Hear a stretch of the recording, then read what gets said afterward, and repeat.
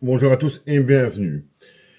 L'affaire va faire grand bruit, j'en suis certain, et je peux le comprendre, et vous allez le comprendre également, puisqu'on apprend qu'aujourd'hui, Nicolas Sarkozy, ancien président de la République, faut-il le rappeler, s'est tout simplement vu déjà, après à peine 3 mois, retirer son bracelet électronique qu'il devait garder, je crois, 1 an ou un peu plus d'1 an, peu importe.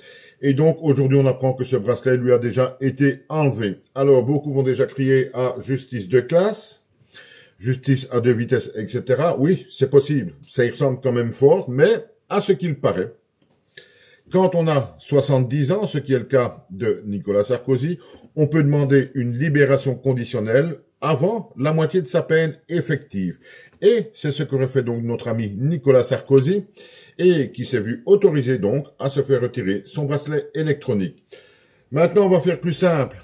En gros, Nicolas Sarkozy, qui aurait, je pense que tout le monde sera d'accord là-dessus, dû faire de la prison ferme et effective, n'aura non seulement pas fait un jour de prison, il aura eu son petit bracelet électronique, mais avec des conditions que même un homme libre a difficile à avoir depuis 3 mois. Il devait simplement rentrer chez lui pour 8 heures, etc., etc. Et également, ça me casse les burnes, tout ça.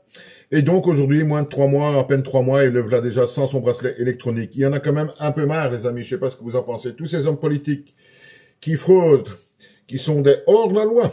Il n'y a pas d'autre mot. Eh bien, au final, vous vous en rendrez de plus en plus compte, si ce n'est pas déjà le cas. Ils ont jamais rien, ces gens-là. C'est à peine s'ils doivent dire « Oh, excusez-moi, on ne le fera plus ». Je n'en reviens pas de ce genre de décision. Si vous faites, vous ou moi, on fait le 10e de ce que ces gens ont fait, croyez-moi, on dort dans une petite cellule. Eux, non. Pourquoi ?